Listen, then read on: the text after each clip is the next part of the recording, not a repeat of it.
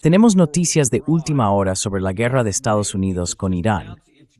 La Marina estadounidense acaba de anunciar que va a reanudar la guía de barcos a través del estrecho de Hormuz.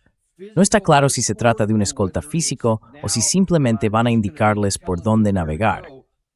Hay algunas señales de que podrían estar escoltando realmente a los buques allí.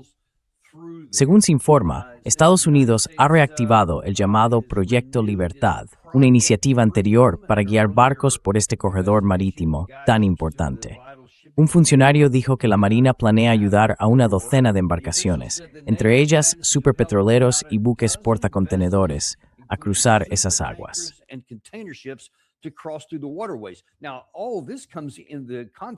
Todo esto llega en un momento en el que supuestamente estamos en las fases finales de un acuerdo negociado.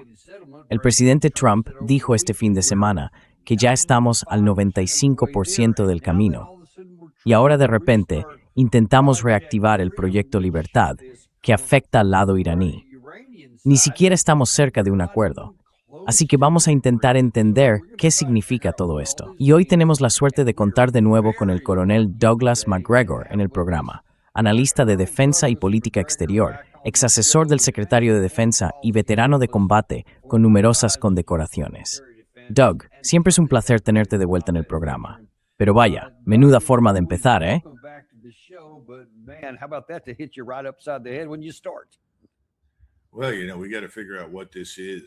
Bueno, a ver, tenemos que entender qué es esto realmente, qué es de verdad frente a lo que creemos que es. Déjame aclararlo. Estamos simplemente dando instrucciones por radio a barcos que ya han pagado el peaje y están saliendo del estrecho con el permiso de los iraníes. Me da la impresión de que eso podría ser perfectamente el caso de este superpetrolero griego. No lo sabemos. Quiero decir, llevan 2 millones de barriles de crudo. ¿De acuerdo? Dicen que van a ser escoltados por Estados Unidos, pero en realidad se dice guiados, escoltados, mientras cruzaban la vía marítima frente a la costa de Omán. Bueno, eso significa que el barco ya ha salido del estrecho, así que no estamos escoltando a nadie a través del estrecho.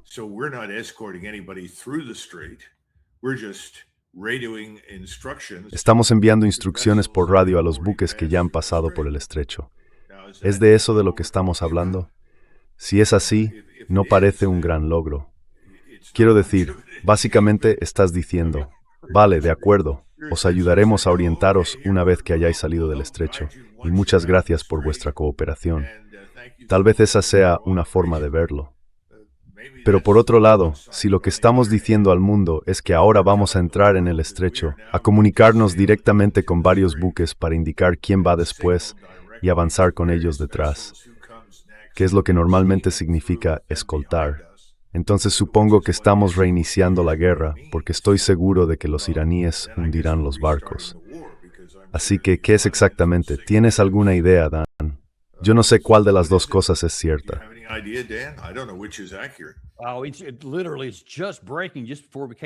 Literalmente, acaba de salir justo antes de entrar en directo. Y ese pequeño fragmento que os hemos mostrado del Wall Street Journal es todo lo que se ha publicado hasta ahora. Esto ha surgido completamente de la nada. Nadie en la administración ha hablado de este tema en, no sé, una semana más o menos. Y que lo suelten así, de repente un martes por la mañana, es algo bastante curioso. Pero ya sabes, Doug, a mí me parece que esto es una prueba más de lo increíblemente descoordinada y aparentemente improvisada que está siendo nuestra forma de abordar toda esta guerra, la negociación y todo lo demás. El presidente Trump dijo, creo que fue el domingo o el lunes, que el acuerdo estaba completado en un 95%.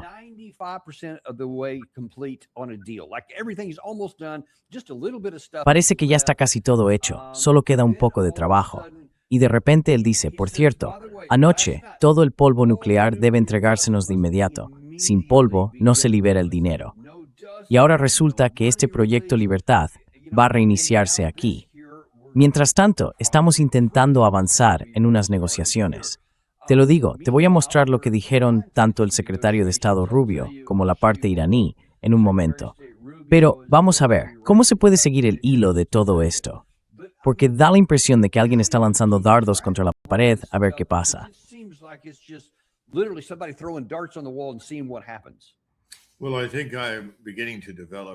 Bueno, creo que empiezo a desarrollar un caso agudo de esquizofrenia, lo cual, curiosamente, resulta útil, porque es la única forma de seguir a Donald Trump. Se retuerce como un pretzel, luego salta dentro de una caja, la cierra detrás de él, y mágicamente te dice que ha resuelto el problema y que la paz se está extendiendo por todas partes. Sabes, creo que mucha gente se ha dado cuenta de que lo que este hombre hace de forma brillante, hay que reconocerlo, es manipular los mercados. Eso es lo que hace. En cuanto a lograr algo con Irán en este momento, no veo ninguna prueba de ello, en absoluto.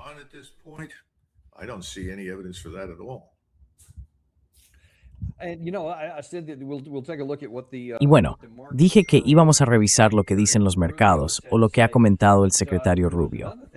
Pero hay otra cosa que la verdad parece complicarlo todo. Mientras intentamos llegar a algún tipo de acuerdo, y de nuevo, durante el fin de semana y hasta ayer, hubo todo tipo de informes en redes sociales y filtraciones a través de Axios y otros medios diciendo que la mayoría de los puntos ya estaban acordados, que se había avanzado mucho, pero que aún quedaban un par de asuntos por resolver, que estaban trabajando en ello y así sucesivamente. Y entonces, anoche, de repente, recibimos una nota diciendo que Estados Unidos, al parecer, había atacado unas lanchas rápidas iraníes, instalaciones de lanzamiento de misiles y varias cosas más, lo que parece una violación total del alto el fuego. Y uno se pregunta, ¿cuál era el propósito de eso? ¿Tienes alguna idea de qué se pretendía con el ataque de anoche?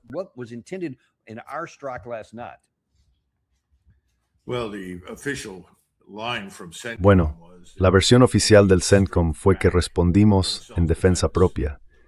Es decir, que esas pequeñas embarcaciones, que al parecer tenían capacidad para colocar minas, nos estaban atacando. Así que nos defendimos y respondimos con, obviamente, mucha más potencia de misiles de la que habíamos recibido al principio. Estoy seguro de que si tú y yo estamos confundidos con todo esto, apostaría mucho dinero a que la gente que está ahora mismo a bordo de los barcos, frente al estrecho de Hormuz, está igual de confundida, porque no creo que sepan exactamente qué es lo que se les está ordenando hacer.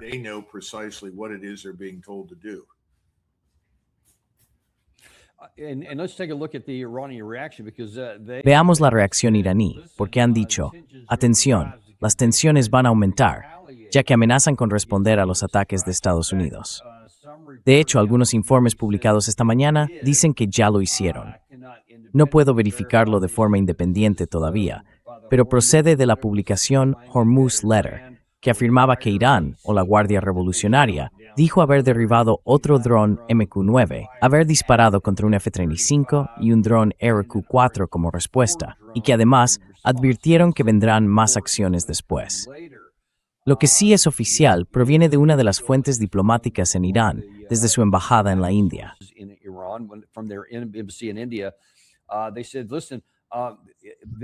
Dijeron, escuchad, esta perpetración de acciones agresivas, al mismo tiempo que continúa el proceso diplomático mediado por Pakistán, vuelve a dejar al descubierto la deshonestidad y la falta de fiabilidad del poder establecido en Estados Unidos, de los pueblos de la región y de la comunidad internacional.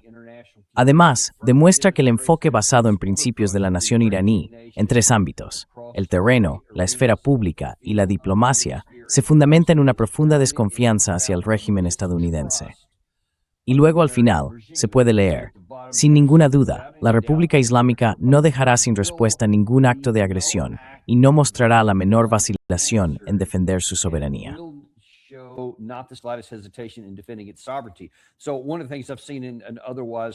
Una de las cosas que he visto, y también esta mañana, es que la parte iraní ha dicho, no reaccionamos de forma impulsiva o inmediata, pensamos bien las cosas. Pero según este comunicado oficial, van a hacer algo en represalia por lo de anoche. Ahora bien, quiero centrarme en esa parte del medio, Doug, porque lo que están diciendo es, a ver, ¿cómo podemos tener algún tipo de acuerdo negociado, como decías hace un momento, si no hay ningún tipo de confianza? Quiero decir, incluso si alguien detesta a Irán, aún así necesitamos cierto grado de confianza para que sea cual sea el acuerdo al que queramos llegar, ellos tengan la seguridad de que realmente lo cumpliremos. De lo contrario, ¿cómo podríamos tener ningún tipo de acuerdo, ni siquiera uno que nosotros mismos queramos? Otherwise, how do we have any kind of an agreement, even that we want? Well, I think the Iranians have reached that conclusion. Bueno, creo que los iraníes han llegado a esa conclusión. Para empezar, creo que saben que en última instancia el señor Netanyahu tiene poder de veto sobre todo. Es decir, incluso si sus intermediarios, hablando con los pakistaníes, llegaran a firmar algo que nosotros al principio pudiéramos considerar aceptable, ellos saben que Netanyahu puede intervenir rápidamente y decir no, eso es inaceptable, y volvemos al punto de partida. Netanyahu, ahora mismo, y su gobierno, realmente no tienen ningún incentivo para cooperar con nosotros y lograr algún tipo de acuerdo de paz útil en el Golfo Pérsico. Simplemente no lo tienen. Desde su punto de vista les conviene mantenernos implicados en la destrucción de Irán. Y hasta que Irán sea destruido, esta guerra no va a terminar. Creo que los iraníes ya se han dado cuenta de eso.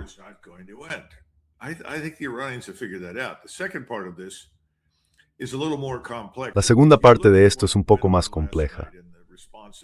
Si miras lo que pasó anoche y las respuestas que obtuvimos de los iraníes esta mañana, creo que Donald Trump está atrapado en lo que él considera tácticas útiles, pensadas para forzar el cumplimiento de lo que quiere que Irán haga. Sé que suena absurdo, pero si vuelves a su libro, El arte del trato, y lo ojeas, hay muchas partes donde habla de tácticas que van desde mimar hasta intimidar al oponente al otro lado de la mesa. Y siempre hay que volver a las reglas de Roy Cohn, que dicen que hay que mantenerse a la ofensiva en todo momento. Creo que si miras ese panorama más amplio, lo que ha escrito en su libro El arte del trato y sus reglas de vida de Roy Cohn, empieza a tener sentido si eres Donald Trump.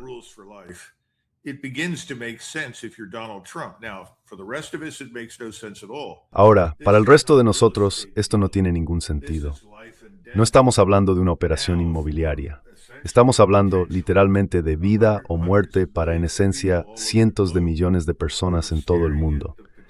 Nos enfrentamos a la posibilidad de hambrunas y a toda una serie de consecuencias realmente catastróficas para la economía global. Así que, sea lo que sea que él crea que está haciendo, no está funcionando. En realidad, está empeorando las cosas. Está haciendo mucho más difícil llegar a cualquier tipo de acuerdo. Y si eso acaba siendo así, se queda completamente indefenso. No le queda nada en su arsenal, por así decirlo. No hay nada nuevo que pueda hacer que cambie esta situación desde el punto de vista militar. Puede que aún no lo sepa, pero creo que ahí es donde estamos.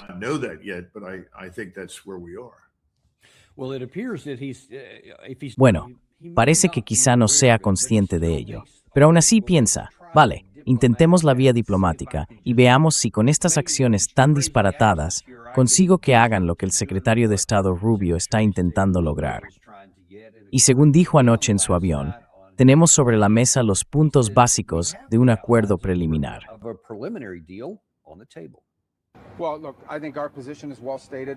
Bueno, mira, creo que nuestra posición está claramente expresada.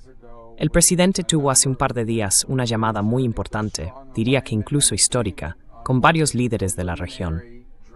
Creo que hay una fuerte coincidencia y acuerdo sobre cómo debería ser un borrador preliminar. Pero, como pasa siempre con algo así, va a llevar unos días concretar los detalles, incluso las diferencias sobre una palabra o una frase. Así que tendremos que trabajar en eso. Si va a haber un acuerdo, tendremos que resolverlo. Pero esto es sencillo. O será un buen acuerdo, o no habrá acuerdo.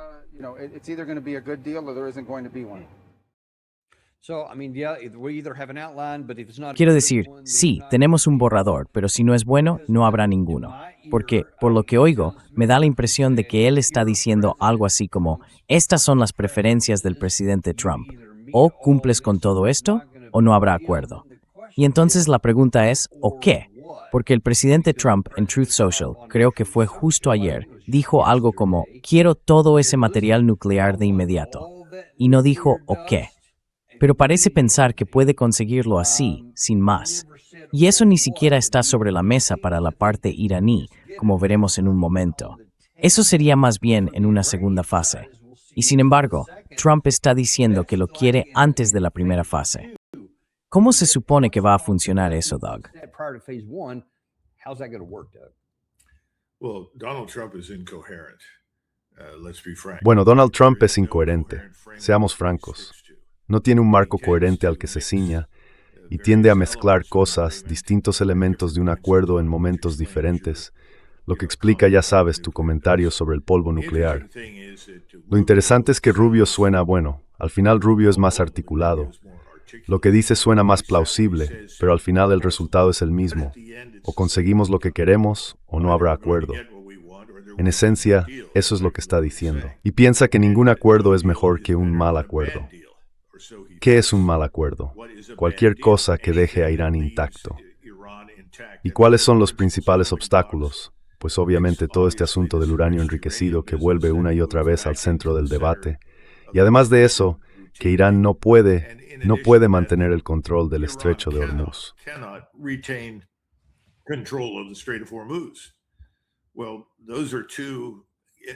Bueno, esos son dos problemas insolubles desde el punto de vista de Irán. Irán considera que ambos están estrechamente ligados a su soberanía nacional y a su independencia.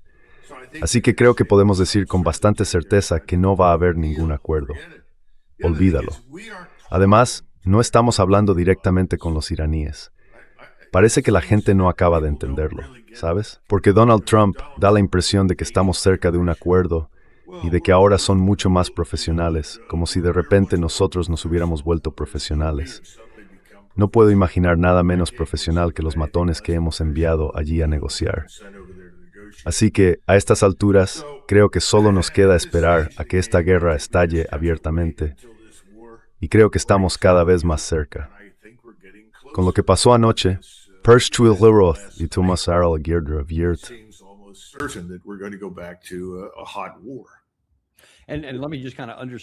Y déjame subrayar eso desde el lado iraní. Siempre mostramos aquí lo que dicen ambas partes y luego vemos qué ocurre realmente sobre el terreno. Acabamos de escuchar a Rubio decir que, bueno, teníamos los puntos generales de un acuerdo. Pues bien, esto es lo que dice la parte iraní, con el portavoz del Ministerio de Asuntos Exteriores, Bagheri.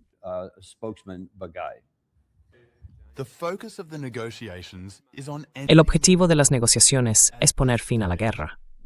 En esta fase, no estamos hablando de los detalles del tema nuclear. Las amenazas, las presiones, las representaciones y la publicación de caricaturas forman parte del juego político en esa parte del mundo. Nosotros seguimos trabajando en el terreno de la acción. Vemos la realidad, más allá de las percepciones y las imágenes que tenga la otra parte. Es cierto que hemos cerrado una gran parte de los temas en discusión. Sin embargo, nadie puede afirmar que eso signifique que el acuerdo sea inminente.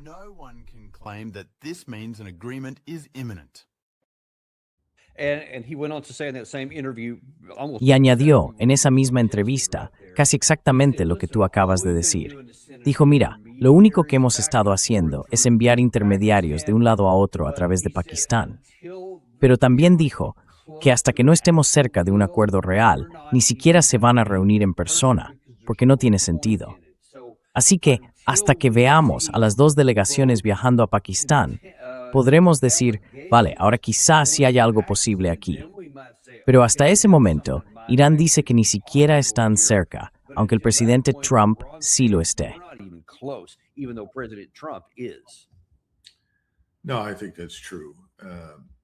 No, creo que eso es cierto.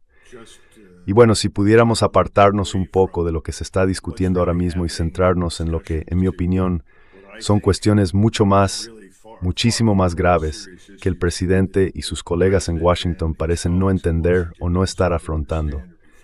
Mira, en abril, la inflación en Estados Unidos subió hasta el 3,8%, desde el 3,2%. Ahora mismo, esta guerra está provocando previsiones de inflación para el segundo trimestre de alrededor del 6%. Si eso es cierto, y creo que probablemente lo sea, eso significa que los tipos de interés deberían estar en torno al 7%. Pero eso sería catastrófico para nosotros, así que se están manteniendo artificialmente bajos, en torno al 3,75%. Entonces, ¿qué es lo que estamos haciendo realmente ahora?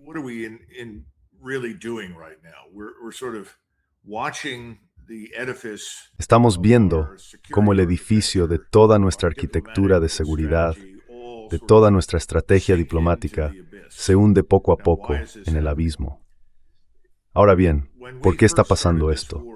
Cuando empezamos esta guerra, sacamos del mercado unos 13 millones de barriles de petróleo al día. Si reiniciamos la guerra contra Irán, es decir, si volvemos a atacar a Irán desde el aire y desde el mar, con todos los misiles y bombas que podamos reunir, Irán dice que contraatacará y retirará del mercado mundial unos 25 millones de barriles. Ahora mismo tenemos 374 millones de barriles en nuestra reserva estratégica de petróleo. 25 millones están almacenados en Oklahoma, creo que en Cushing.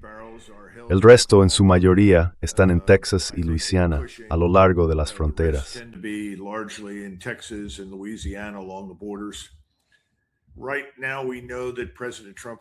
Ahora mismo sabemos que el presidente Trump ha vendido 17,8 millones de barriles la semana pasada del depósito estratégico de petróleo a un precio por debajo del mercado.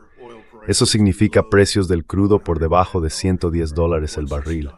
¿Y qué ha conseguido con esto? Pues ha logrado manipular el mercado del petróleo de una forma que protege a los consumidores estadounidenses del verdadero impacto de la guerra con Irán. Esa manipulación, al ritmo actual, vaciará nuestra reserva estratégica en unos 60 días. Así que hagamos las cuentas. Eso significa que para finales de julio estaremos mirando un depósito estratégico de petróleo prácticamente vacío. Ahora bien, pasemos a China. China es autosuficiente en un 86% en petróleo, pero aún tiene un déficit del 14%. Ese déficit lo cubren varios países, entre ellos Arabia Saudí, sobre todo Rusia y algunos otros. Ese test y que no están en una posición peligrosa en absoluto.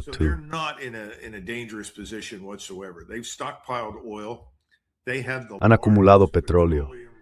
Tienen la mayor reserva de crudo del mundo. 1.300 millones de barriles almacenados en superficie. Eso significa que podrían extraerse todos. Ahora volvamos atrás y veamos qué más está ocurriendo, porque tendemos a ver la guerra de Ucrania y lo que pasa allí como algo completamente separado de lo que sucede en el Golfo Pérsico. Y eso no es del todo cierto. En 2022, al comienzo de la guerra de Ucrania, eso hizo el precio del petróleo subir hasta $120 por barril.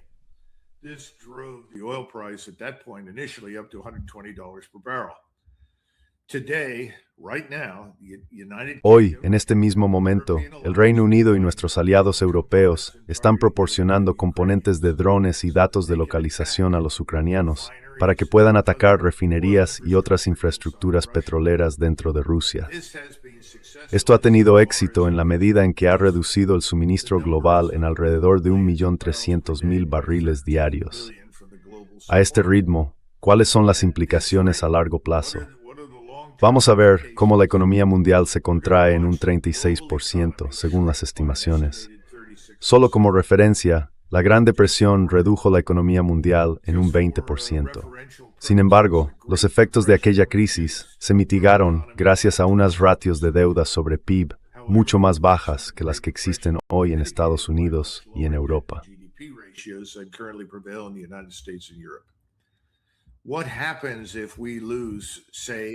¿Qué pasa si perdemos, digamos, un 30% de la productividad global? Pues eso sería en la práctica una depresión mundial, y nosotros formaríamos parte de ella. Así que hablar a la ligera de cosas como vamos a bombardear a esa gente hasta devolverla a la edad de piedra, o los bombardearemos hasta que acepten seguirnos el juego, mientras miras unas proyecciones de inflación del 6% para el segundo trimestre, sinceramente, creo que estamos rozando la locura. Es una irresponsabilidad de una magnitud que no puedo ni imaginar. No conozco ninguna acción similar, de ningún presidente, rey o emperador en los últimos 300 años, que se pueda comparar con el enfoque tan irresponsable que hemos adoptado en el Golfo y también hacia Rusia en la guerra de Ucrania.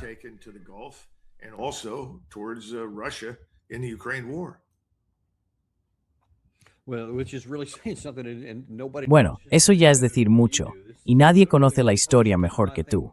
Creo que es literalmente la primera vez, desde que te conozco, que no has podido sacar un ejemplo histórico para decir que fue algo parecido. Y eso da bastante miedo, porque significa que estamos navegando por un terreno que nunca se ha recorrido antes, y tenemos, literalmente, a las peores personas posibles al mando para guiarnos. At the top to do the navigating. We'll see where that leads. I don't know if they're the worst, but they're certainly No diría que sean los peores, pero desde luego no son los adecuados. people in the audience who want to Y bueno, understand animo a la gente que nos escucha, a quienes entienden de esto, a que sigan a personas como Luke Gromen, Gundlach, Ray Dalio o Peter Schiff. Peter, Todos ellos están describiendo lo que acabo de decir, pero de una forma aún más profunda. Yo solo intento entender los mercados del petróleo y el gas. trying to understand the Ahora bien, cuando empezamos a hablar de todo lo demás que estamos pasando por alto, el ácido sulfúrico, sin ácido sulfúrico no se puede refinar nada. Eso deja a la industria del cobre en una situación terrible. No se puede refinar uranio. En fin, podríamos seguir con la lista. Es un desastre. Y eso es solo una instantánea, la punta del iceberg, como se suele decir.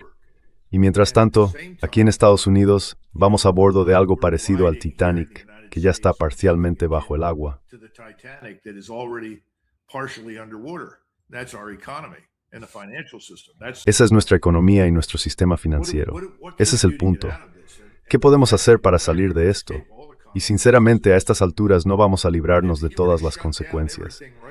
Pero si él decidiera cerrar todo ahora mismo y dijera simplemente, hasta aquí hemos llegado, no podemos seguir, porque esto tiene consecuencias humanitarias para todo el mundo, como presidente de los Estados Unidos estaría obligado a suspender las operaciones de combate. Aún así, estamos hablando de meses antes de que se recupere la redistribución del petróleo. E incluso entonces harían falta unos 2 o 3 años para reconstruir buena parte de la infraestructura que se está destruyendo. Así que en realidad, de lo que estamos hablando, si él vuelve a la guerra como lo hizo antes con nuestras fuerzas, es del Armagedón. Y la idea de que la persona con el dedo en el botón del Armagedón no sea realmente Trump, sino Bibi Netanyahu, resulta aún más inquietante. Bibi Netanyahu is even more disturbing. It is, and one of the things. Así es. Y una de las primeras formas en que podemos intentar mitigar algunas de esas catástrofes económicas de las que hablas, que ya están en marcha hasta que logremos frenarlas y reabrir la economía, es conseguir que el estrecho de Hormuz vuelva a funcionar más o menos como antes de esta guerra. Y eso significa que esos bloqueos enfrentados que tenemos, el nuestro contra Irán y el de Irán con el resto de los países del Consejo de Cooperación del Golfo, tienen que levantarse. Ahora, Irán está dispuesto a decir que el tráfico puede volver a la normalidad siempre que se paguen sus tasas. Pero anoche le preguntaron a Marco Rubio sobre eso. Marco Rubio was asked about that last night. What's happening there is unlawful, it's illegal, it's unsustainable for the world, it's unacceptable. I don't know of any country in the world that the Russians are not in favor of a tolling system. Los rusos no están a favor de un sistema de peajes. Los chinos tampoco están a favor de un sistema de peajes. Quiero decir, no hay ningún país en el mundo que apoye un sistema de peajes, salvo el régimen de Irán. Así que eso no es aceptable. Eso no puede ocurrir. Estos intercambios deben ser abiertos, sin obstáculos, sin peajes. Y por supuesto, eso tiene que suceder de inmediato, en cuanto sea posible. Yeah, obviously that needs to happen, but Sí, claro, eso tiene que pasar. Pero lo intentamos, Doug, durante más de 40 días, intentando forzarles a abrir ese estrecho, y fracasamos por completo. Así que después fuimos a ese alto el fuego, porque nos dimos cuenta de que no iba a funcionar. Y Rubio puede repetirlo todo el día si quiere. Pero dime, Doug, ¿qué va a tener que pasar para que se abran esos 2 bloqueos? ¿Cuál es la realidad? blockades opened up. What's the reality? Well, the reality is not exactly as Bueno, la realidad no es exactamente como la presenta el secretario de Estado Rubio. El secretario Rubio está dando la impresión de que de alguna manera, casi milagrosamente, nuestras opiniones coinciden con las del resto del mundo, o que las del resto del mundo coinciden con las nuestras en lo que respecta al Golfo Pérsico, y en concreto a este tema de los peajes. Ahora mismo, si uno mira los datos de las encuestas disponibles, aunque basta con escuchar a los líderes y sus declaraciones públicas, el mundo nos considera responsables de haber cerrado el Golfo. Eso hay que tenerlo claro. No están culpando a Irán de haberlo cerrado. Todo el mundo entiende que desde un punto de vista estratégico, tiene sentido que Irán haya hecho lo que ha hecho.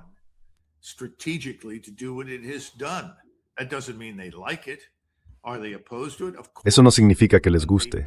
Están en contra, por supuesto, pero nos culpan a nosotros, y eso es muy importante. En la India hemos pasado de ser, razonablemente populares a ser odiados más allá de lo imaginable, y no es solo en la India.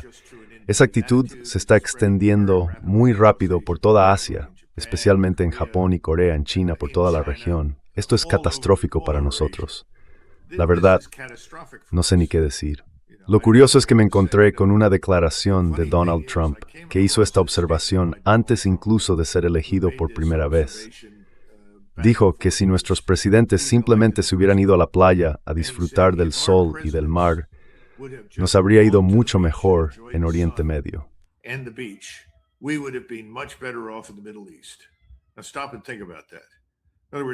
Ahora, párate un momento y piensa en eso.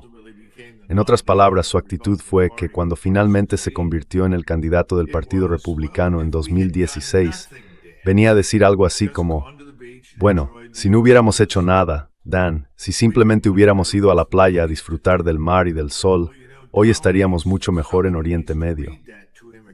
Pues mira, Donald, alguien debería volver a leerle eso, porque ahora es todavía más cierto que entonces. El daño que nos hicimos a nosotros mismos y al mundo en aquel momento, no diría que fue pequeño, pero sí que se podía reparar. Lo que hemos hecho ahora en el Golfo Pérsico, cuando no había absolutamente ninguna necesidad de hacerlo, va más allá de toda medida. Su impacto es global.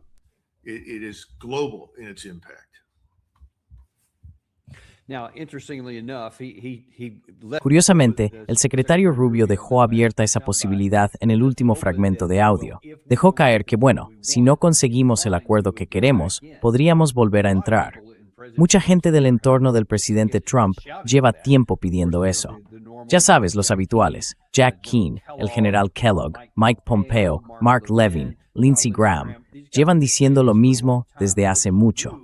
Pero en los últimos días se ha sumado alguien nuevo. Tu viejo amigo, el general Petraeus, que viene a decir algo así como, oye, quizá tengamos que volver y terminar esto por las malas.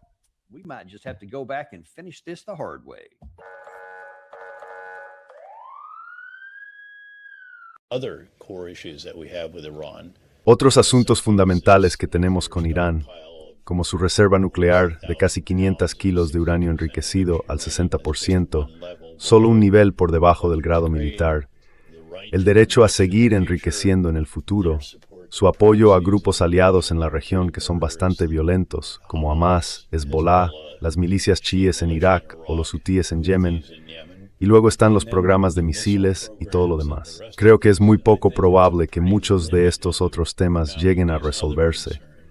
Pero está claro que tiene que haber un acuerdo para reabrir el estrecho y restablecer la libertad de navegación.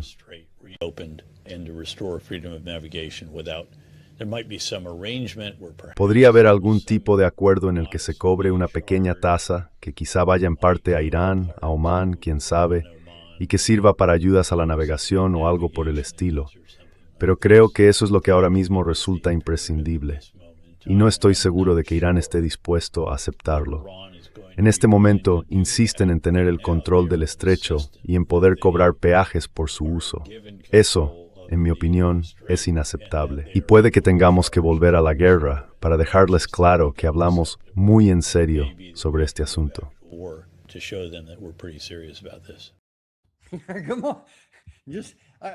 Vamos a ver. Ayúdame a entender, aunque sea la lógica que él tiene en su propia cabeza.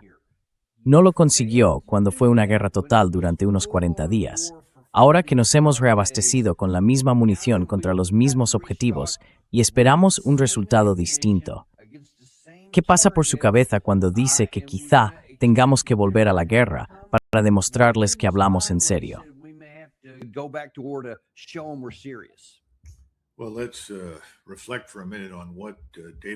Bueno, pensemos un momento en lo que David Petraeus considera una guerra.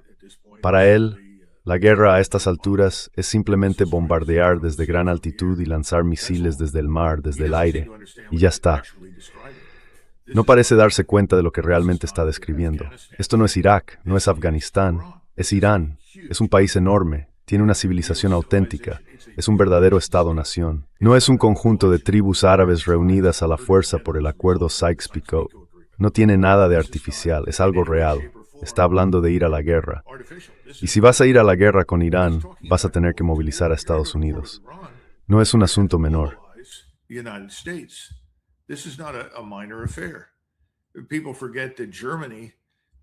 La gente olvida que Alemania, en 1942, tenía unos 80 millones de habitantes. Estamos hablando de que Irán tiene ahora mismo una población de 93 millones. Y obviamente tienen acceso a una tecnología extraordinariamente avanzada en muchos ámbitos, además de contar con redes de satélites en el espacio. Y él habla con una ligereza tremenda, diciendo algo así como, bueno, supongo que tendremos que ir a la guerra para dejar clara nuestra postura. Estoy seguro de que las personas que le pagan en KKR, todos ellos fervientes sionistas y parte de la red financiera israelí judía más amplia, le recompensarán por esas declaraciones. Pero esto es tremendamente irresponsable. Estados Unidos no tiene ningún interés, absolutamente ninguno, que justifique una acción de ese tipo. Ninguno.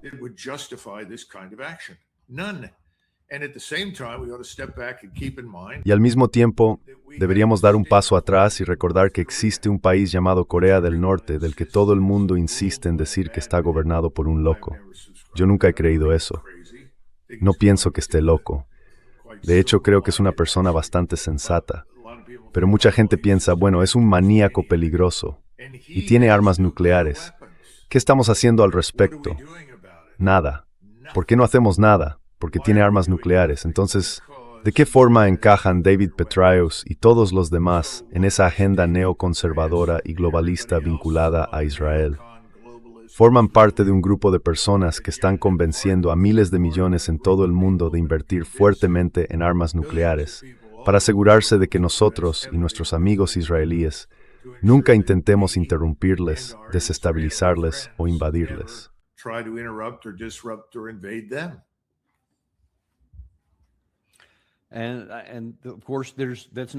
Y por supuesto, eso no va a llevar a ninguna parte. No va a conseguir que se abra el estrecho. No va a ayudar a resolver el problema, solo va a empeorarlo. Y la parte iraní ya ha dicho, sí, si hacéis eso, nosotros vamos a hacer todas estas otras cosas y no vais a destruir nuestras montañas, ni nuestras bases de misiles. Así que ni siquiera puedo entender, ni dentro de la lógica retorcida de los, ya sabes, los neoconservadores y todo ese tipo de cosas, tienen que ser capaces de ver, y esto es más una pregunta que una afirmación, tienen que ser capaces de ver, ¿no?, que físicamente no puede funcionar, que su objetivo, sea cual sea, no se puede lograr. Y si lo intentan, nos va a perjudicar, ¿verdad? Quiero decir, es que no lo ven.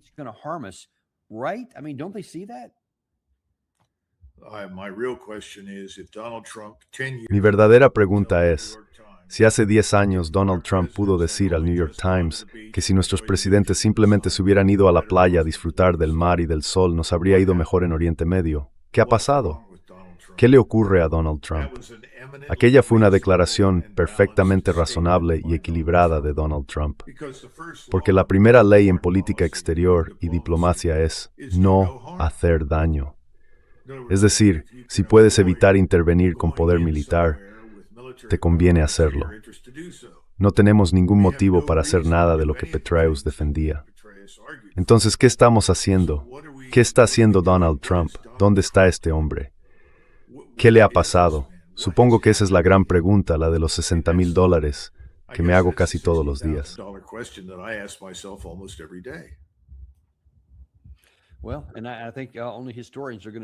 Bueno, creo que solo los historiadores podrán darnos la respuesta a eso. No la vamos a tener a corto plazo, y tendremos que confiar en que esto no nos estalle en la cara, por todas las razones que acabas de mencionar. Ahora bien, por desgracia, ese no es el único gran problema que tenemos sobre la mesa en este momento. Uno que podría llevarnos a una guerra catastrófica. Vamos a cambiar de tema y volver a la guerra entre Rusia y Ucrania, porque últimamente están ocurriendo algunas cosas ahí que también hacen saltar las alarmas y que podrían escalar de una forma que perjudique nuestros propios intereses si no conseguimos apartar ese asunto y, digamos, dejarlo a un lado también. Resulta que David Petraeus también habló sobre esa guerra y dio este consejo tan sensato. About that war and gave this sage advice.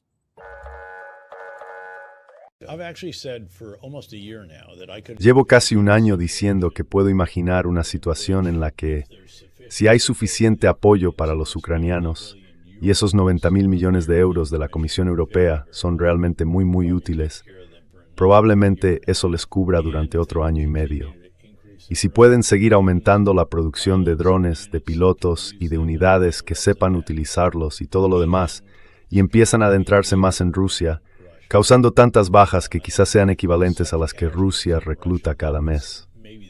Bueno, ya llevan casi 1.400.000 entre muertos y heridos. 1.4 million killed and wounded. That's more than we sustained in all of World War II.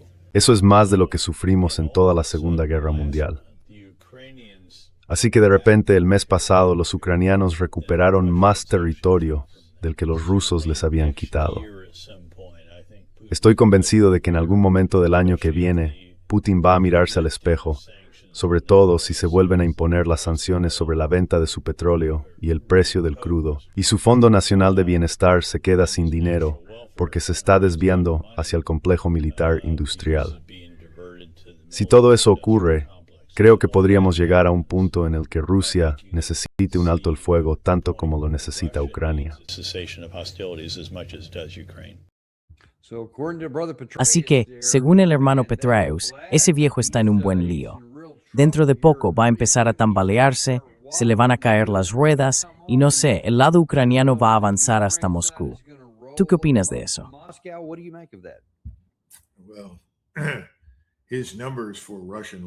Bueno, sus cifras sobre las pérdidas rusas son fantásticas, completamente míticas y ficticias.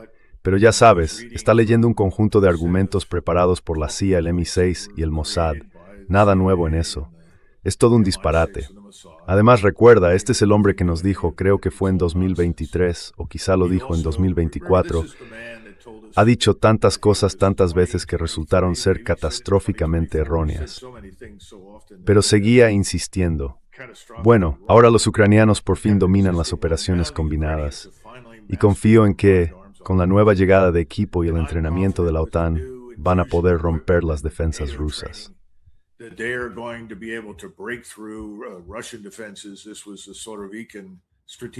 Esa era la especie de línea de defensa económica y estratégica que se había establecido para intentar poner fin a esta guerra. Pero no tenía ningún sentido. De hecho, lo único que hizo fue causar la muerte de cientos de miles de ucranianos sin motivo alguno. Y las grandes mentes que dirigen las fuerzas de la OTAN, principalmente, aunque no solo estadounidenses y en menor medida británicas, simplemente sacrificaron más y más vidas en el altar de la libertad ucraniana.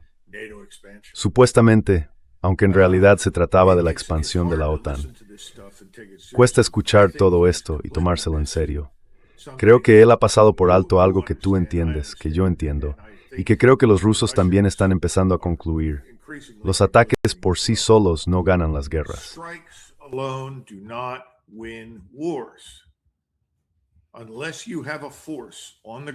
A menos que tengas una fuerza sobre el terreno capaz de aprovechar los efectos de los ataques, que pueda avanzar y establecer el control en el terreno, no vas a llevar ninguna guerra a una conclusión exitosa.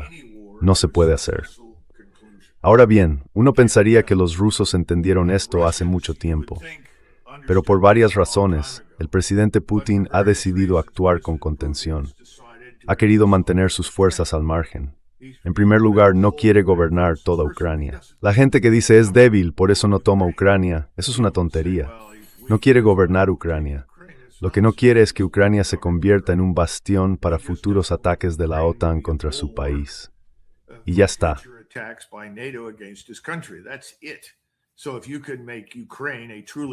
Así que, si se pudiera convertir Ucrania en un estado verdaderamente neutral, siguiendo el modelo austriaco, creo que los rusos estarían más que dispuestos a firmar y marcharse a casa. Pero el problema es que nos negamos rotundamente a hacerlo. No queremos eso, porque sería admitir una derrota absoluta, total y completa de Occidente. Y ahora mismo, eso significa nosotros y nuestros aliados de la OTAN. Pero si no tienes una fuerza que pueda entrar sobre el terreno, más ataques no van a servir de nada. Eso es lo que los rusos están aprendiendo, y llevan muchos meses aprendiéndolo. Y creo que ahora tenemos que mirar el mapa y fijarnos en las concentraciones de fuerzas rusas que no son tan evidentes para mucha gente en Occidente. Hay más de 100,000 soldados preparados en Bielorrusia para avanzar hacia el sur en dirección a Kiev.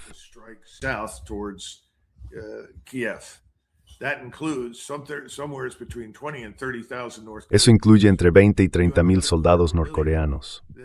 Además, hay otro 250,000 operando en la parte norte del este de Ucrania y unos 250 a 300,000 en el sur, avanzando hacia Zaporilla. Podrían cruzar ese río cuando quisieran y al final bajar y tomar Odessa. Si Odessa cae en manos rusas, se acabó el juego. No hay ninguna duda, porque entonces Ucrania se queda sin salida al mar. Y el resto, en lo que respecta a Kiev, pasa de facto a manos rusas. Ahora, hay gente que dice, bueno, no harán eso, nunca lo harán. Yo creo que esas cosas son muy probables. A menos que, y esto es importante, a menos que veamos un cambio en los gobiernos de Berlín, Londres y París.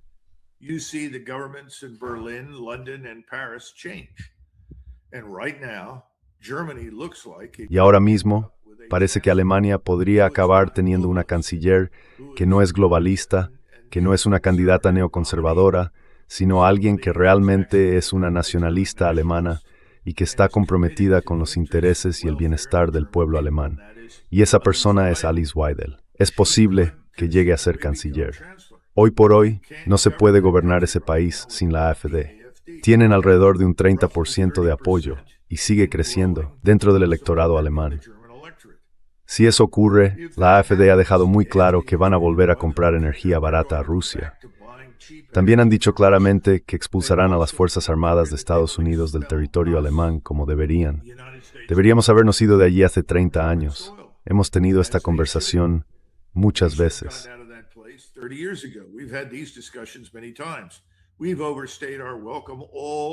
Nos hemos quedado más tiempo del debido en todo el mundo.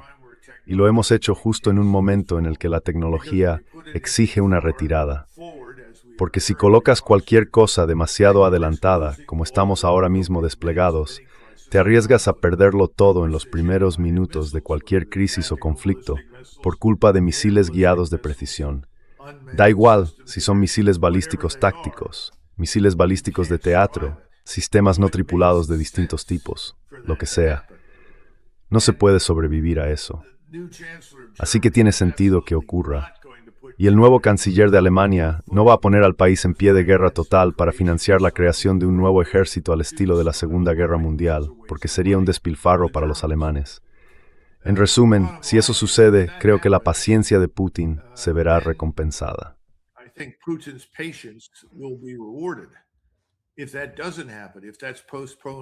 Si eso no ocurre, si se vuelve a posponer, entonces creo que la presión para cruzar el río Dnieper, tomar Odessa, avanzar hacia Kiev y poner fin a este régimen horrible será absolutamente irresistible.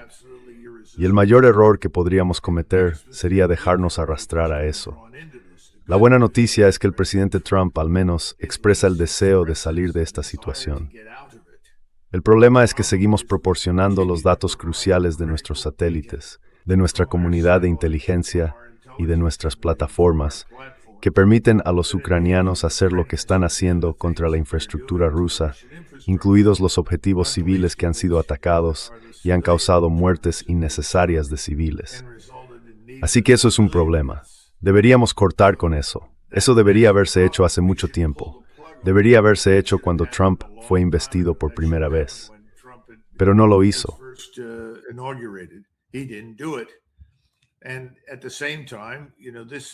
Y al mismo tiempo esto significa que los rusos, que de otro modo, creo yo, nos ayudarían y colaborarían con nosotros respecto a Irán, ahora no tienen absolutamente ningún incentivo para hacerlo. Y por cierto, ahora tenemos a este general retirado. Davis fue el brillante arquitecto de nuestra retirada de Afganistán, aquella que recibió tanta atención, él y su amigo Mackenzie. Pues bien, Davis está encabezando una delegación de personas en Taiwán De complexi nature humanitarian caring, militar están ahí esperando al final y de Estados Unidos se pueden hacer en las capacidades militares de Taiwán. Una catástrofe. Un desastre. Catastrophe, disaster. This and the immediate aftermath of Trump's Esto y las consecuencias inmediatas de la humillante visita de Trump a Pekín acabaron convenciéndole, afortunadamente en mi opinión lo único positivo que salió de aquel viaje, de que la idea de ir a la guerra en defensa de Taiwán es una locura. Y lo explicó. Dijo que Taiwán está a unos 100, ¿qué son? 100 millas de China. China está a 100 millas de Taiwán. Y nosotros estamos a 6,000, 7,000 millas de distancia. No podemos mantener eso, no podemos sostenerlo, no tiene futuro, no funcionará. Y en medio de todo esto, ahí está este hombre que debe haber sido destituido por lo que ocurrió en Afganistán. Y ahora es él quien encabeza esta delegación. And now he's leading this delegation. What a catastrophe. And all of this ¡Qué desastre! Y todo esto contradice a Trump. Y volvemos al punto donde empezó todo. Tú empezaste con esto. Así que, ¿qué está diciendo Trump? ¿Qué es real y qué no? ¿Qué tiene sentido y qué no? Y nadie lo sabe de verdad porque es tan incoherente. Cambia tan rápido. Vuelvo a lo que decía sobre la esquizofrenia. Solo una persona diagnosticada con esquizofrenia podría entender lo que dice Donald Trump de un día para otro. Eso es un desastre para una superpotencia. Es un desastre para cualquier estado. Pero para nosotros en particular, por las razones que ya hemos comentado, tiene que ver con la economía, con nuestra economía, con la economía global. Es catastrófico. Todo este lío tiene que parar ya. All of this crap needs to stop. It certainly does it before it's too late. But you talk about Desde luego que sí. Tiene que hacerse antes de que sea demasiado tarde. Pero hablas de esquizofrenia, y quién sabe lo que está provocando. Es grave si ocurre en el Golfo Pérsico, por las implicaciones que tiene para la economía global. Pero es un problema de otro nivel cuando pasa en Rusia, por el riesgo de una escalada a gran escala e incluso con armas nucleares. Y mencionas a alguien que está incoherente. Bueno, quien sí está coherente es la parte rusa, y parece que su paciencia se está agotando, porque ahora han lanzado una advertencia al propio Rubio, y en todas sus declaraciones públicas han dicho todos, los 4, debemos salir de Kiev, porque se avecina algo grande, de forma sistemática, dando a entender que no se trata solo de un ataque, sino de algo más profundo, que podría llegar, quizá, esta misma noche.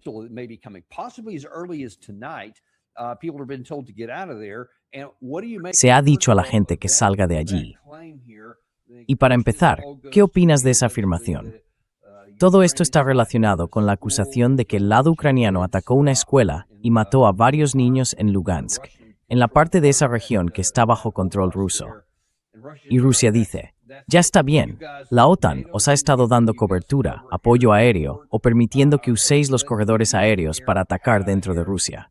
Ahora que les estáis ayudando, están golpeando a nuestra gente en la parte oriental de Ucrania, o lo que nosotros llamamos Ucrania.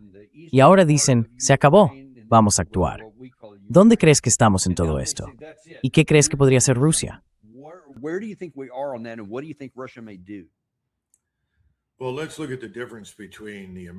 Bueno, veamos la diferencia entre el electorado estadounidense y la población rusa. Si el presidente Trump anunciara mañana, voy a declarar una movilización nacional, vamos a restablecer el servicio militar obligatorio, y todo esto es para lograr una victoria decisiva contra Irán, que por supuesto es más o menos lo que insinuaba Petraeus antes. ¿Qué pasaría en Estados Unidos? ¿Qué opinas, Dan? Quiero decir, creo que la gente se levantaría en protesta. Se volverían locos. No quieren ir a luchar una guerra contra otra gente.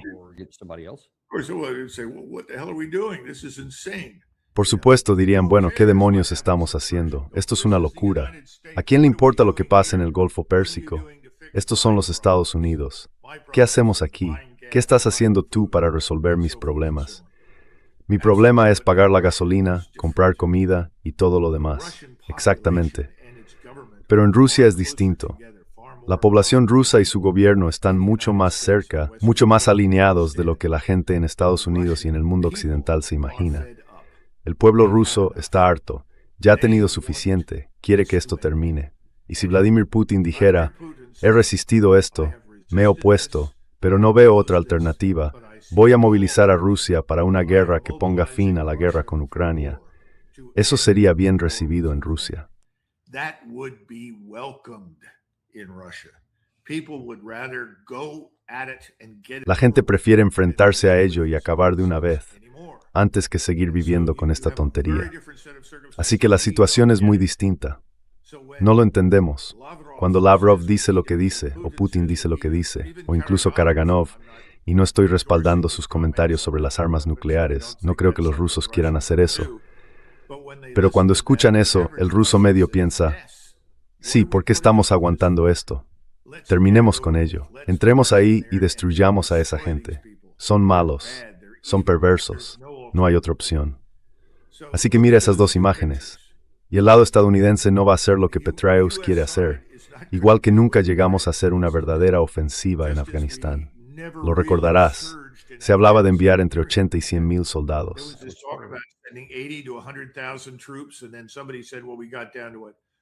Y luego alguien dijo, bueno, bajamos a ¿qué? 38,000 o 40,000. Pero en realidad, ¿qué pasó? No mucho.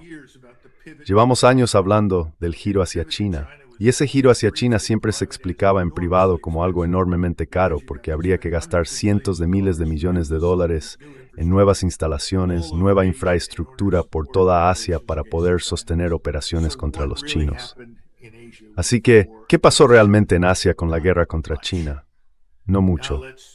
Ahora hablemos de la realidad. Nuestra economía es frágil. El sistema financiero está al borde del colapso. La inflación ha subido, los tipos de interés están aumentando, el mercado de bonos podría venirse abajo fácilmente. ¿Qué vamos a hacer? La respuesta es, no mucho. Así que seamos sinceros y dejemos de fingir. Los faroles son peligrosos, porque los rusos no están faroleando.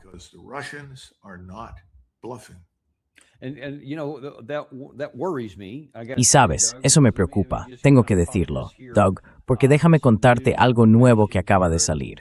Hay información de que Moscú afirma que se encontraron minas en un petrolero que llegaba desde Bélgica. Cada una tenía unos 7 kilos de explosivos y estaban colocadas en el casco submarino del barco.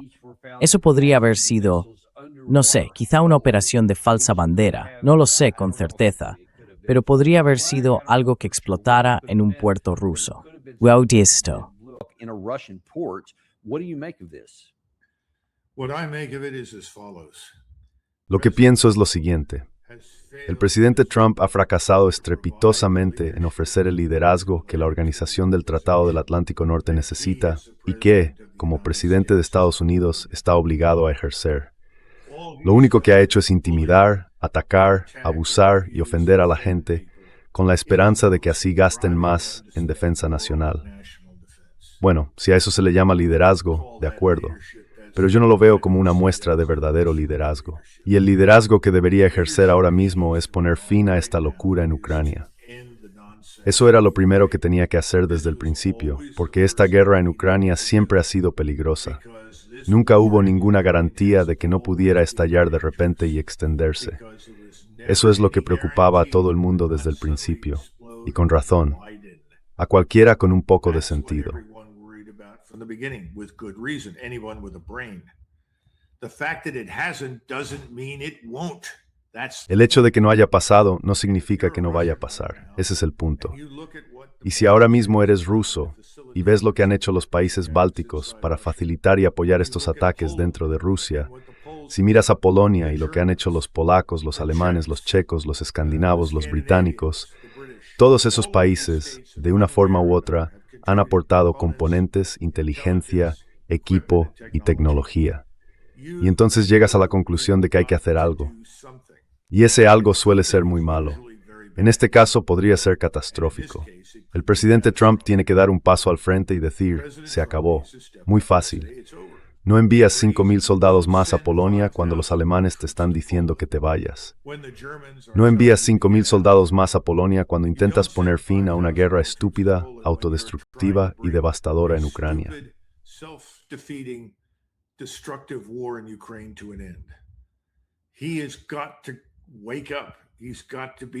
Tiene que espabilar.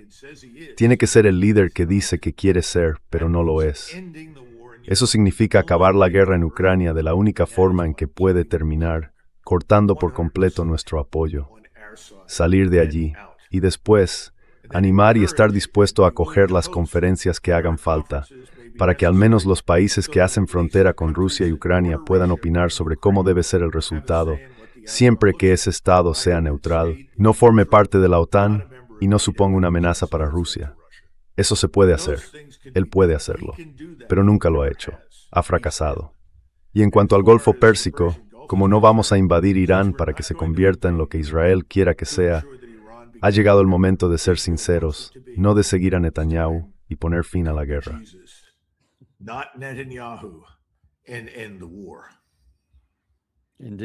Efectivamente. Hay una última cosa que me gustaría contarte.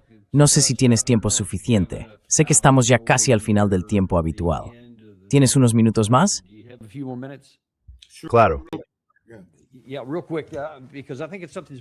Sí, muy rápido, porque creo que es algo importante en cuanto a la naturaleza de la guerra en el lado europeo. Es un poco diferente. Han salido últimamente muchos datos que muestran que Ucrania ha seguido avanzando en su capacidad con drones. De hecho, están compensando la falta de tropas desplegando muchos más drones, de distintos tipos. Su tecnología ha mejorado de verdad y está alcanzando objetivos más dentro de Rusia.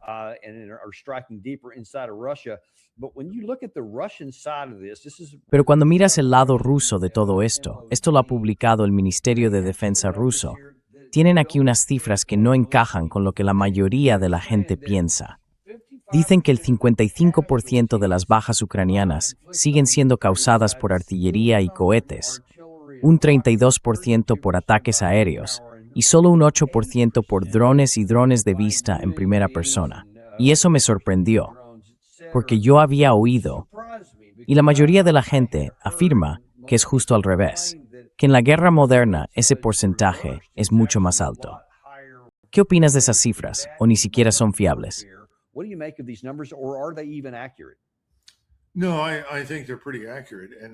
No, creo que son bastante precisas. Y ya sabes, tendemos a descartar todo lo que dicen los rusos sin pensarlo, pero creo que eso es un error grave. Nos convendría fijarnos en esos porcentajes. La artillería, como bien sabes, Dan, siempre ha sido la gran asesina en el campo de batalla. En 1945, cuando celebramos la conferencia del ejército tras la guerra, en Bad Tölz, en Baviera, George Patton entró en la sala. Todos estaban ya sentados, casi todos los generales presentes, aunque aún quedaban un par por llegar. Empezaron las sesiones y Patton se levantó y dijo: «Bueno, caballeros, todos sabemos quién ganó esta guerra, la artillería. Ahora detente un momento y piensa en eso, la artillería».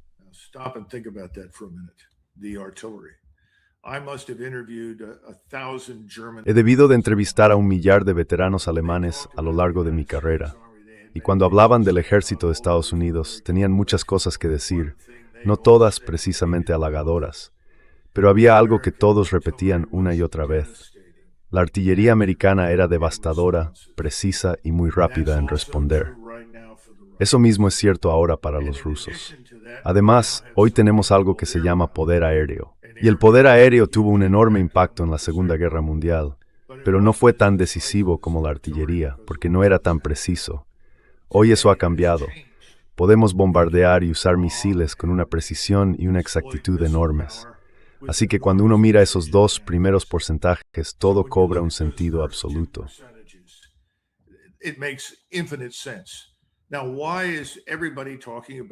Entonces, ¿por qué todo el mundo habla ahora de los FPV, de los sistemas no tripulados y de las municiones merodeadoras? Bueno, aquí hay varias agendas en juego, y creo que la gente tiende a ver lo que quiere ver, en lugar de lo que realmente hay. En el último trimestre, los rusos informaron de la pérdida de 35 tanques. Ahora bien, eso no significa que esos tanques fueran destruidos por completo. Significa que quedaron fuera de servicio, 35. Los rusos tienen ahora mismo más de 1,000 desplegados en Ucrania y Bielorrusia. Así que, ¿qué estamos diciendo? ¿Que estos sistemas no tripulados, estas municiones merodeadoras, son ahora el arma decisiva de la guerra? No, no lo son. ¿Son útiles? Sin duda. Are they useful? Absolutely. But there are countermeasures in the form of electronic. Pero hay contramedidas, tanto en forma de guerra electrónica como en la captura de firmas de radar y en el ataque con distintos tipos de armas y municiones que resultan muy eficaces. Incluso algo tan simple como una escopeta puede ser efectivo contra estos FPV. Ahora bien, algunos de estos FPV también utilizan hilos de fibra óptica que los guían. Eso significa que alguien los dirige hasta el objetivo. El problema de eso es que no es muy difícil averiguar, cuando ves venir el dron y lleva un hilo de fibra óptica detrás, de dónde ha salido. ¿Y adivina qué se usa para destruir el punto de lanzamiento? Artillería. Es decir, cuando descubres dónde está el operador del dron, cuando averiguas desde dónde se lanzaron, los atacas con artillería. Y la artillería es increíblemente precisa.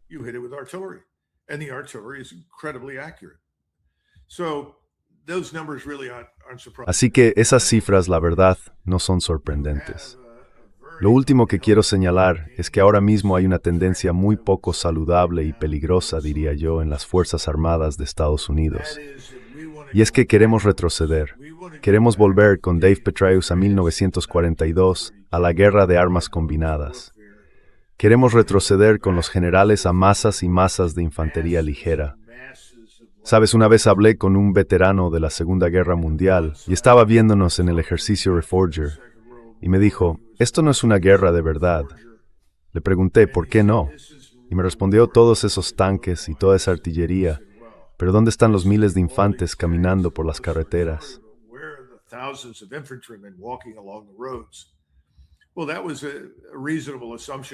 Bueno, esa era una suposición razonable por su parte, basada en su experiencia. Pero el problema ahora es que el soldado de infantería individual es más vulnerable que nunca. Más fácil de destruir, más fácil de matar o de dejar gravemente herido que en cualquier otro momento de la historia. Y una de las razones por las que los rusos han sufrido tan pocas bajas es, primero, porque cuando pueden cavan posiciones y lo hacen muy bien, por el motivo que sea. Pero además, se mueven en vehículos blindados. Y esos vehículos ahora están protegidos. Están protegidos, por un lado, dentro del propio vehículo con distintos tipos de contramedidas, pero lo más importante es que operan dentro de una red integrada de defensa aérea y antimisiles. Así que las fuerzas terrestres sí cuentan con protección.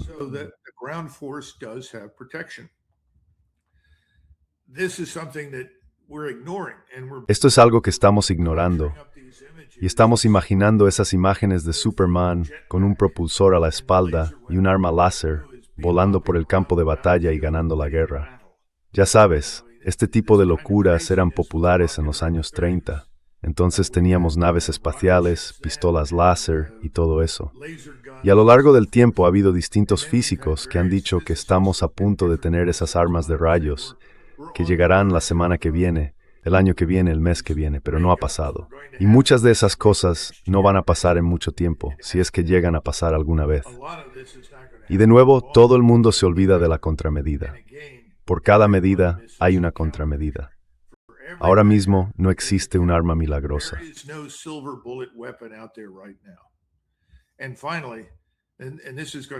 Y por último, y esto va a sorprender a mucha gente, a menudo hablamos del uso de la bomba atómica contra los japoneses. Le atribuimos el mérito de haber puesto fin a la guerra. Pero hay mucho debate sobre eso, porque la ofensiva soviética en Manchuria, en agosto de 1945, fue realmente lo que aterrorizó a los japoneses. Tenían miedo de que los rusos cruzaran, de que los soviéticos avanzaran, y eso significó fin de Japón tal y como lo conocían.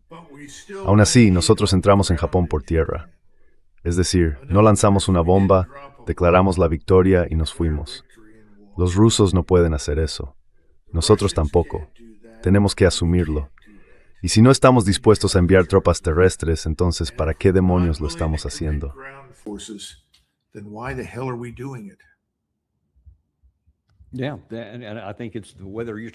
Sí, y creo que, tanto si hablamos de la guerra con Irán, como de la guerra contra Rusia en Ucrania, lo que queremos es que todo sea fácil. Queremos que nuestras preferencias se conviertan en realidad, aunque no lo sean. Y eso, en mi opinión, es una de las cosas que puede llevarnos a una derrota definitiva y quizá a nuestra desaparición como superpotencia si seguimos por esos caminos tan oscuros. Bueno, escucha, Doug, te agradecemos mucho que hayas venido hoy y que hayas puesto el foco en estos temas, porque no solemos recibir este tipo de información de muchas otras personas.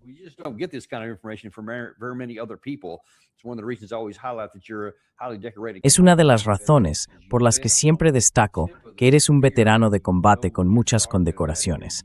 Has estado en primera línea y sabes perfectamente de lo que hablas, lo has vivido, y además llevas anticipando en tus libros y en todo lo que has escrito desde 1997 cómo sería la guerra del futuro. Así que es algo que todos deberíamos tomarnos muy en serio. Y te damos las gracias hoy por ponerlo sobre la mesa. Gracias. Gracias, Dan. También os lo agradecemos a vosotros. Y solo para que lo sepas. ¡Ay, madre! Eso me lo había perdido. Sí, eso es diplomacia de cañonera. ¿Qué te parece? ¿De dónde sale eso, Gary? Acabo de mirar ahí abajo. Ah, esto es del Substack de Doug. Yuval. Genial. Sí, creo que a la gente le gustaría leerlo. Se llama Epitafio para la diplomacia de cañonero de Donald Trump, y me temo que es justo donde estamos, por desgracia. Pero supongo que por otro lado, a veces hay que fracasar para entender qué es lo correcto, qué funciona y qué no. Y quizá eso sirva de corrección para algunos de nuestros otros problemas. ¿Quién sabe?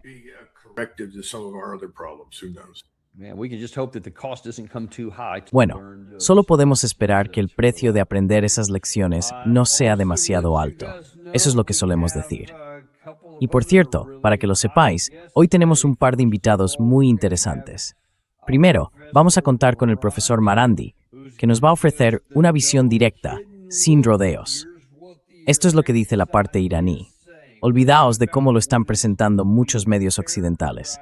Vamos a escucharlo directamente desde la fuente, en Teherán, en directo esta tarde a la 1, con el profesor Marandi, que nos contará en qué punto están. Y luego, a las 2 de la tarde tendremos a Scott Ritter. Va a entrar en más detalles sobre lo que está ocurriendo en Rusia y sobre lo que podría venir después. ¿Se va a ampliar la guerra?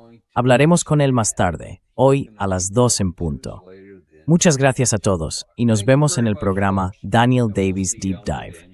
Ya sabéis que no tenemos patrocinadores porque odiamos bombardearos con anuncios. A mí no me gustan, así que devolvednos un poco de cariño. Suscribíos, dadle a me gusta en Sitsasnuk Warhamt. And send this to somebody you care about.